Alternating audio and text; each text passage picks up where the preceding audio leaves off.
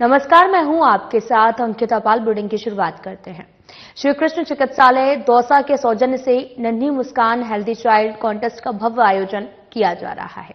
यह कार्यक्रम बच्चों के शारीरिक, मानसिक और भावनात्मक स्वास्थ्य को प्रोत्साहन देने के उद्देश्य से 1 दिसंबर 2024 को चिकित्सालय प्रांगण में आयोजित होगा। इस प्रतियोगिता का पोस्टर अनावरण राजस्थान के राज्यपाल हरिभाऊ बागड़े के शुभकार कमल द्वारा किया जाएगा और साथ ही राज्यपाल बागड़े ने बच्चों के स्वस्थ जीवन की आवश्यकता पर प्रकाश डाला। इस प्रकार की पहलों को समय की आवश्यकता बताया।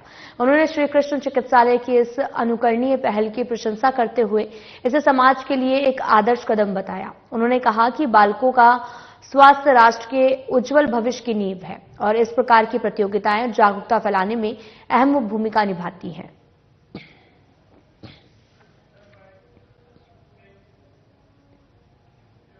जयपुर में मुख्यमंत्री कार्यालय में सीएम भजनलाल शर्मा ने शुक्रवार को rising Rajasthan global investment summit और राज्य सरकार की प्रथम वर्षगांठ के अवसर पर आयोजित होने वाले कई कार्यक्रमों के आयोजन की समीक्षा की है और बैठक में राज्य मंत्री परिषद के सदस्य, वरिष्ठ अधिकारीगण उपस्थित रहे हैं। इस दौरान सीएम ने कहा कि राज्य सरकार अपनी प्रथम वर्षगांठ पर गरीब, किसान, महिला, युवा सहित राज्य के सभी वर्गों को सौगातें देने जा रही है। इस अवसर पर सरकार राज्य की जनता को अपने 1 साल के कार्यकाल का लेखा जोखा भी देगी।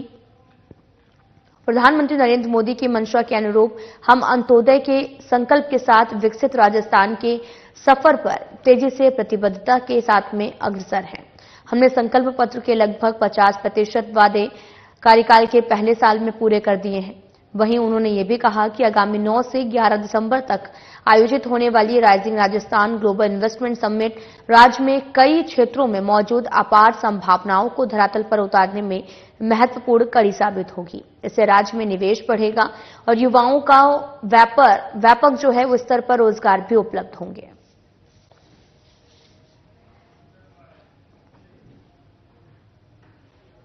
मुख्यमंत्री भजनलाल शर्मा ने कहा कि आगामी 9 और 11 दिसंबर तक आयोजित होने वाले rising Rajasthan global investment summit के जरिए राज्य के कई क्षेत्रों में विकास के नए आयाम स्थापित होंगे। उल्लेखनीय है कि मुख्यमंत्री शर्मा राइजिंग राजस्थान के आयोजन को सफल बनाने के लिए आगामी 10 दिनों तक प्रत्येक दिन एक नया संकल्प लेंगे।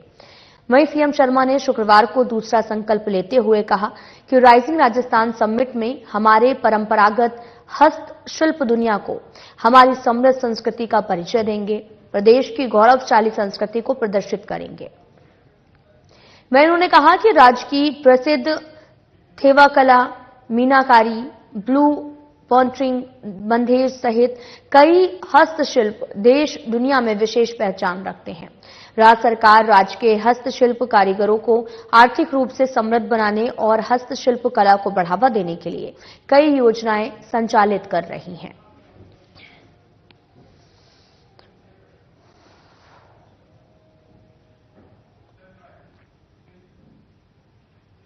तो वहीं जयपुर में सीएम भजनलाल शर्मा ने शुक्रवार को मुख्यमंत्री कार्यालय में स्वायत्त शासन विभाग की समीक्षा बैठक की अध्यक्षता की है और इस दौरान आपको यह भी बताते चलें कि सीएम शर्मा ने कहा कि राजस्थान के नगर निकायों में आधारभूत विकास कार्यों के माध्यम से आमजन की सहूलियत में वृद्धि राज्य सरकार की प्राथमिकता है। उन्होंने कहा कि केंद्र और राज्य सरकार की नगरीय निकायों से संबंधित महत्वपूर्ण योजनाओं का धरातल पर समयबद्धता के साथ क्रियान्वयन किया जाए, जिससे विकसित राजस्थान की संकल्पना साकार हो सके। वहीं सीएम ने अधिकारियों को भी निर्देशित किया कि वित्तीय वर्ष 2024-25 की बजट घोषणाओं को गुणवत्ता के साथ में समय से पूरा किया जाए।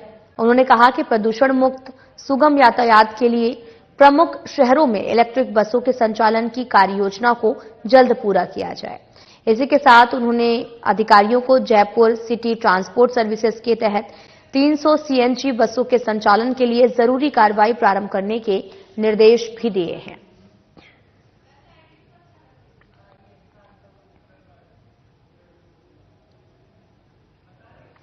राजस्थान विधानसभा अध्यक्ष वासुदेव देवनानी ने विधानसभा में नेता प्रतिपक्ष टीकाराम जूली को आपको बताते चलें कि बधाई दी है और देवनानी ने उन्हें सुदीर्घ एवं स्वस्थ जीवन की शुभकामनाएं भी दी हैं।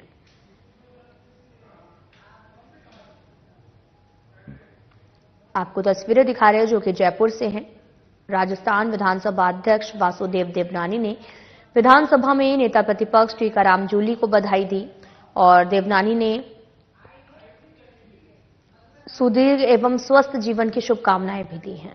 नेता प्रतिपक्ष जूली का जन्मदिवस आज है, जिसको लेकर विधानसभा अध्यक्ष देवनानी ने बधाई दी है और साथ ही राजस्थान विधानसभा अध्यक्ष वासुदेव देवनानी ने विधानसभा में नेता प्रतिपक्ष टीकाराम जूली को बधाई दी है।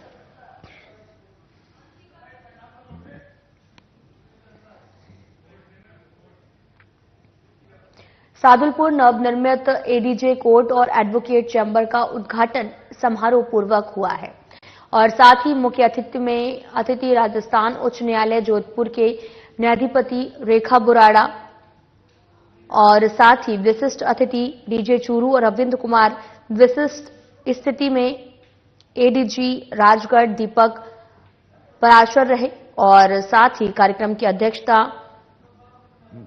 अभिभाषक संघ राजगढ़ के अध्यक्ष अशोक सिंह राठौर ने किया है। मां शारदे के चित्र के समक्ष दीप प्रज्वलन के साथ में प्रारंभ हुआ कार्यक्रम में अतिथियों का माल्यार्पण, श्रीफल और साफा बंधन करके अभिभाषक संघ के सदस्यों ने भावभीनी अभिनंदन किया है। संघ के पूर्व अध्यक्ष अधिवक्ता मनोज पचार ने स्वागत भाषण दिया। अधिवक्ता अजीत पचार ने मुख्य अतिथि रेखा बुराड़ा का जीवन वृत्त पढ़कर सुनाया। मुख्य अतिथि न्यायाधिपति रेखा बुराड़ा ने निर्मित भवन के लिए अभिभाषक संघ को शुभकामनाएं देते हुए न्यायिक प्रक्रिया को और प्रभावी बनाने पर बल दिया है। उन्होंने न्यायिक मजिस्ट्रेट और एडवोकेट को आपसी समझ और सहयोग से कार्य करने के लिए प्रेरित किया है। डीजे रविंद्र कुमार और एडीजे दीपक परशर ने भी अपने विचार व्यक्त किए हैं। नवनिर्मित न्यायालय भवन के उद्घाटन के लिए भी अतिथियों ने पौधारोपण किया और बार एसोसिएशन के अध्यक्ष अशोक सिंह ने आभार ज्ञापित किया और कार्यक्रम का संचालन अनिल शास्त्री ने किया है। प्रदेश भर से आए सरपंच संघ के पदाधिकारियों ने शनिवार को ग्रामीण विकास मंत्री करोड़ीलाल मीणा से भी जयपुर में मुलाकात कर उन्हें ज्ञापन दिया है। साथ ही ज्ञापन में मांग की है कि वन स्टेट वन इलेक्शन का जो निर्णय सरकार द्वारा लिया गया है, उसे अगर सरकार लागू करती है तो पंचायत राज के जनप्रतिनिधियों, सरपंचों का चुनाव आगे खिसकाने की संभावना भी है। और साथ ही आपको ये बताते चलें कि ऐसी स्थिति में सरकार पंचायत और अन्य संस्थाओं में प्रशासक न लगाकर पंचायत राज के जनप्रतिनिधियों एवं सरपंचों को भी कार्यभार दे और सरकार ने विगत 2 सालों से स्टेट फाइनेंस का नरेगा की राशि पंचायत को नहीं दिए, उसे भी शीघ्र जारी किया जाए। इन मांगों को पूरा करने के लिए डॉक्टर किरोड़ीलाल मीणा ने आश्वासन दिया और वे स्वयं इन मांगों को पूरा कराने के लिए मुख्यमंत्री से वार्ता करेंगे। किशनगढ़ रेलवे स्टेशन पर शनिवार 30 नवंबर रात को ऐतिहासिक पल का गवाह बनने जा रहा है, जब चंडीगढ़ से जयपुर होते हुए अजमेर की ओर से जाने वाली वंदे भारत एक्सप्रेस पहली बार यहां पर रुकेगी। केंद्रीय कृषि और किसान कल्याण राज्य मंत्री और स्थानीय अजमेर सांसद भागीरथ चौधरी इस मौके पर रेलवे अधिकारियों, स्थानीय जनप्रतिनिधियों और कार्यकर्ताओं के साथ में किशनगढ़ रेलवे स्टेशन पर ट्रेन का स्वागत करेंगे। साथ ही ट्रेन के ठहराव के दौरान स्टाफ का मुंह मीठा करवाने के बाद वापस हरी झंडी दिखाकर रवाना करेंगे। यह ट्रेन अजमेर से चंडीगढ़ की ओर चलने पर सुबह 6:30 बजे, चंडीगढ़ से अजमेर आते समय रात को 11 बजे किशनगढ़ रेलवे स्टेशन पर स्टॉपेज होगी। ये ठहराव केंद्रीय कृषि राज्य मंत्री भागीरथ चौधरी के प्रयासों और अनुशंसा पर रेलवे बोर्ड की ओर से हाल ही में स्वीकृत किया गया था।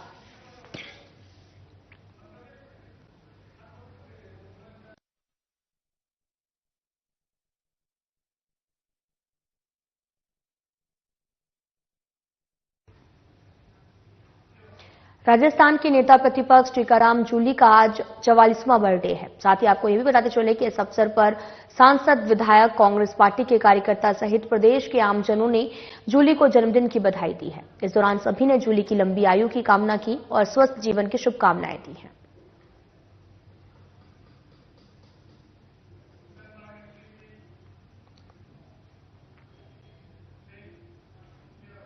राइजिंग राजस्थान के तहत इन्वेस्टर मीट का आयोजन कृषि ऑडिटोरियम में किया जा रहा है, जिसमें राजस्थान के कई दिग्गज नेता शामिल हुए हैं।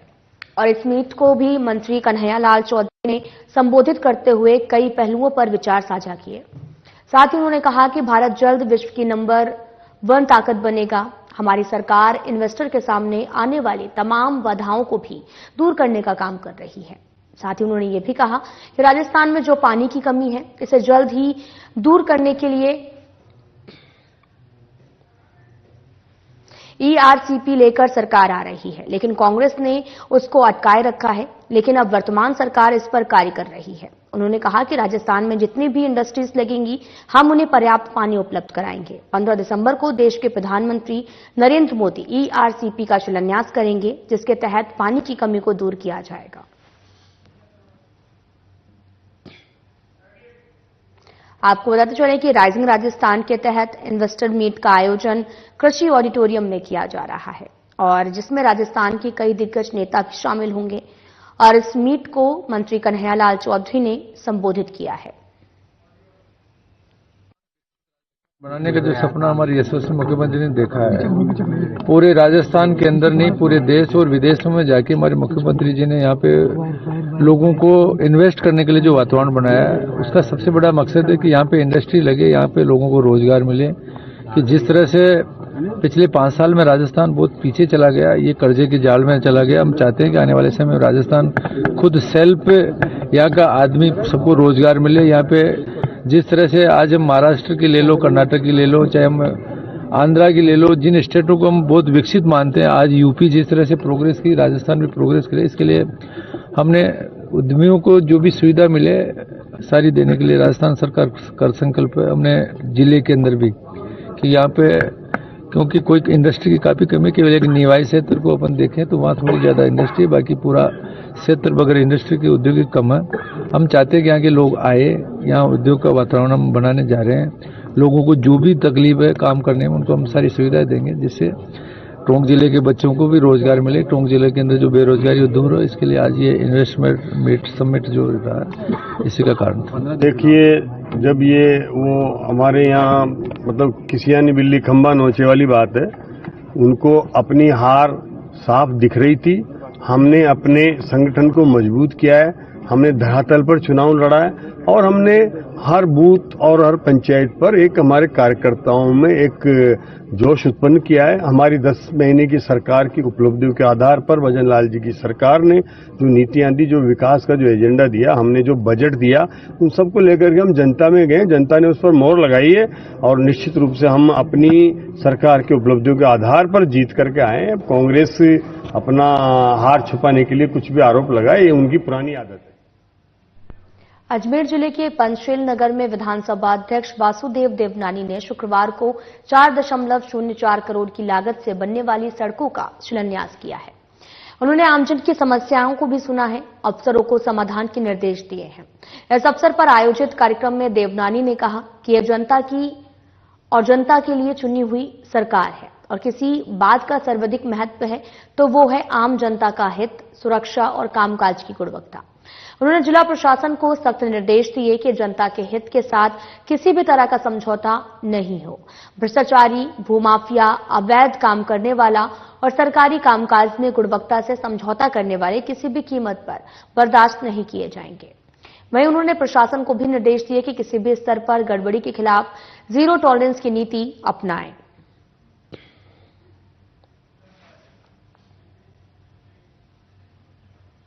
अजमेर जिले के राजकीय सावित्री कन्या उच्च माध्यमिक विद्यालय में विधानसभा अध्यक्ष वासुदेव देवनानी ने शुक्रवार को राजस्थान माध्यमिक शिक्षा बोर्ड की राज्य स्तरीय सृजनात्मक प्रतियोगिताओं का समापन किया है। इस प्रतियोगिता में 34 जिलों के प्रतिभागियों ने 5 प्रतियोगिताओं में भाग लिया है।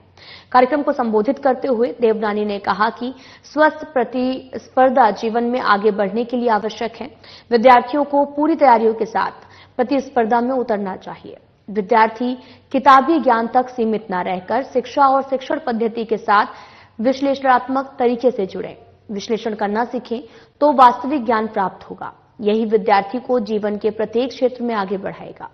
वहीं देवनानी ने कहा कि प्रधानमंत्री नरेंद्र मोदी ने साल 2047 तक देश को विकसित राष्ट्र के रूप में बढ़ाने का संकल्प लिया है।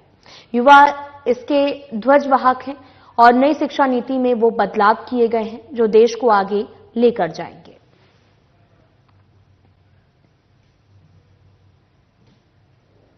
बांसवाड़ा में संयुक्त निर्देशक डॉक्टर प्रकाश शर्मा आज सुबह ही दौरे पर निकले हैं। लगातार लेबों के पंजीयन का मामला सामने आने पर उन्होंने सुबह 7 बजे ही कार्रवाई शुरू कर दी।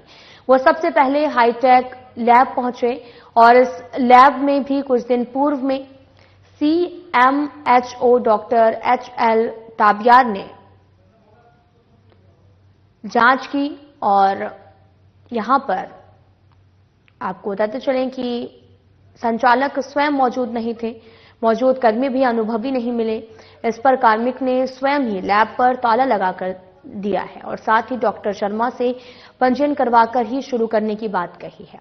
इसी प्रकार से राजसहारा और धारा लैब का भी निरीक्षण किया गया। यहां पर पंजीयन तो पाया गया लेकिन बायोमेट्रिक बेस्ड मैनेजमेंट का पंजीयन नहीं था। इस पर भी दोनों को प्रोसेस शुरू करने के निर्देश दिए गए। साथ ही दोनों जगहों पर कई प्रकार के दस्तावेज प्रदर्शित नहीं किए गए।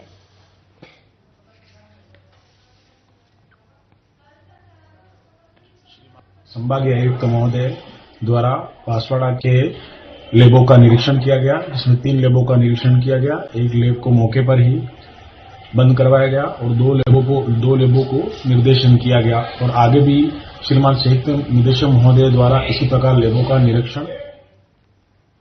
डिस्कॉम चेयरमैन आरती डोगरा ने शुक्रवार को विद्युत भवन में वीडियो कॉन्फ्रेंसिंग के माध्यम से अजमेर और जोधपुर वितरण निगम के प्रबंध निर्देशकों के साथ में रबी के पीक सीजन में अधिक ट्रांसमिशन लोड वाले क्षेत्रों में विद्युत आपूर्ति के एक्शन प्लान को लेकर समीक्षा की है।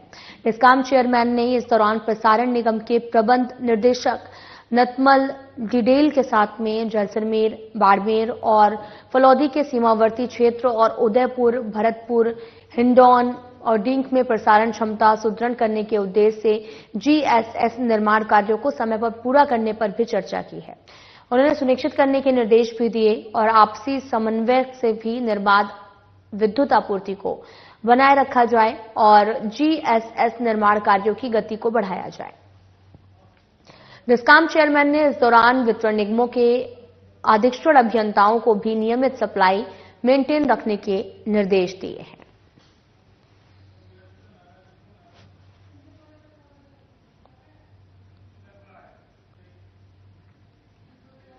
जयपुर के सीतापुरा स्थित Mahatma Gandhi college of pharmaceutical sciences के प्रांगण में डिप्लोमा फार्मेसी द्वितीय वर्ष में विद्यार्थियों का विदाई समारोह धूमधाम से मनाया गया। डिप्लोमा फार्मेसी प्रथम के विद्यार्थियों की ओर से अपने सीनियर विद्यार्थियों का स्वागत बड़े ही खूबसूरत संगीतमय माहौल में किया गया। इस दौरान रंगारंग सांस्कृतिक प्रस्तुतियां भी दी गई। शुभारंभ मुख्य अतिथि Mahatma Gandhi group of colleges के निदेशक अजय दिवाकर अग्रवाल और प्राचार्य डॉक्टर दिलीप अग्रवाल ने दीप प्रज्वलित करके सरस्वती वंदना के साथ में किया गया। इसके बाद में मुख्य अतिथि ने विद्यार्थियों को भविष्य के लिए शुभकामनाएं दी। साथ ही संध्या के प्राचार्य ने भी अपने उद्बोधन में सदैव परिवार, समाज और राष्ट्र के प्रति समर्पित रहने की प्रेरणा दी है।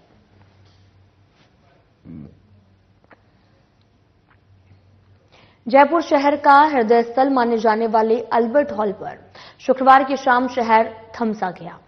शहर वासियों सहित देसी विदेशी पर्यटकों ने पूरे शहर को तालियों की गड़गड़ाहट से गुंजयमान कर दिया है।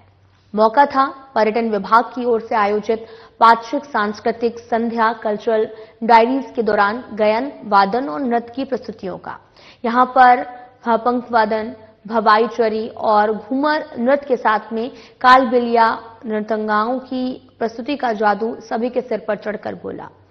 उप मुख्यमंत्री दिया कुमारी की पहल पर लोक कलाकारों को मंच प्रदान करते हुए उन्हें संबल प्रदान करने के लिए पर्यटन विभाग ने कल्चर डायरीज नाम से पाक्षिक सांस्कृतिक संध्या की शुरुआत की है। इस पाक्षिक सांस्कृतिक श्रृंखला की पहली 2 दिनों में प्रस्तुतियां नवंबर के दूसरे पखवाड़े में अल्बर्ट हॉल पर आयोजित हो चुकी हैं। इन प्रस्तुतियों की खासियत रही कि भपंग वादन और कालबेलिया नृत्य 3 पीढ़ियों द्वारा प्रस्तुत किया गया है।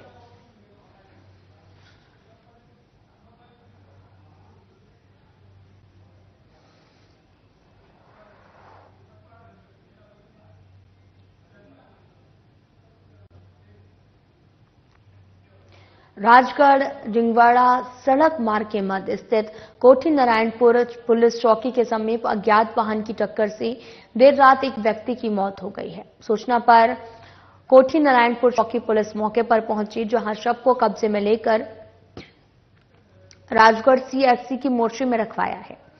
और कोठी नारायणपुर पुलिस चौकी के हेड कांस्टेबल रमेश ने बताया कि देर रात्रि सूचना मिली कि चौकी के समीप एक शव पड़ा हुआ है, जिस पर मौके पर पहुंचे तो देखा कि शव का सिर पर मुंह कुचला हुआ है, जिसे किसी अज्ञात वाहन ने टक्कर मार दी है। शव के जेब से पर्स के आधार पर शिनाख्त की गई, जिसकी सूचना मृतक के परिजनों को दी गई। उन्होंने बताया कि मालाखेड़ा थाना क्षेत्र के अहिर का बास निवासी ओम प्रकाश पुत्र मूलचंद यादव के शव को कब्जे में लेकर राजगढ़ सीएचसी की मोर्चरी में रखवाया गया, जिसका आज पोस्टमार्टम करवाकर शव परिजनों को सौंप दिया गया। इस संबंध में परिजनों की ओर से रिपोर्ट नहीं दी गई है। पुलिस अज्ञात वाहन की तलाश में जुट गई है। कोटनामपुर बाईपास पर एक शव पड़ा हुआ है। और मौके पर जाकर देखा तो शव का शरीर मुंह कुचला हुआ था, जो किसी अज्ञात वाहन द्वारा पूरी टक्कर देकर कुचल गया। जिसके जेब में एक पर्स मिला, उससे शिनाख्त हुई थी कि उसका नाम ओम प्रकाश मूलचंद जाति यादव निवासी अहिर का आवास था, जिसके परिजनों को रात्रि को सूचना दी गई। रात्रि को ही परिजन आ गए थे, जिसको शव को लाकर सीएचसी राजगढ़ में डॉक्टर साहब को दिखाया गया तो मृत्यु घोषित कर दिया, जिसके बाद में मोर्चरी सीएचसी राजगढ़ में रखवा दी गई। सुबह आज पोस्टमार्टम परिजनों को सुपुर्द कर दिया गया। बीजेपी के प्रदेश अध्यक्ष मदन राठौर को फोन कॉल के जरिए एक व्यक्ति ने जान से मारने की धमकी दी है। अनूपगढ़ पुलिस को जानकारी मिली थी कि धमकी देने वाला शख्स अनूपगढ़ क्षेत्र का है। जानकारी मिलते ही जिले के एसपी रमेश मौर्य टीम के साथ में क्षेत्र में सक्रिय हो गए और उन्होंने प्रदेश अध्यक्ष को धमकी देने वाले शख्स को गिरफ्तार कर लिया है। धमकी देने वाला आरोपी अनूपगढ़ के गांव का एक एलएम का निवासी है।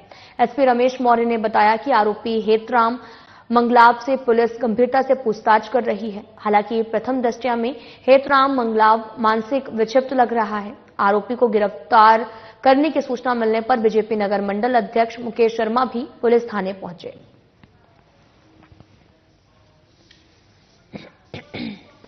प्राप्त हुई थी कि श्री मदन जी राठौर माननीय अध्यक्ष जो हैं, उनको किसी ने मोबाइल पे गाली गलौज या धमकी दी है मारने की, और उसका जो मोबाइल नंबर है वो किसी हेतराम मंगलाव, आशीष कुमार पुत्र हेतराम मंगलाव के नाम से है, जो अनूपगढ़ का रहने वाला है। तो उस सूचना पे हमने जो है हमारी जो पुलिस की टीमें हैं, वो चूंकि मोबाइल तो स्विच ऑफ था, तो पुलिस की टीमें हमने भेजी और उसकी ढाणी के पास से ही जो है उसको दस्तयाब किया गया। तो दस्तयाब करके और उसको पुलिस की पार्टी लेकर के आई है। उससे प्राइमरी तौर पे जो पूछताछ की गई है, तो उसने अपने मोबाइल से जो है श्री मदन जी राठौर को फोन करना सीखा। राबुड़े में इतना ही। नमस्कार।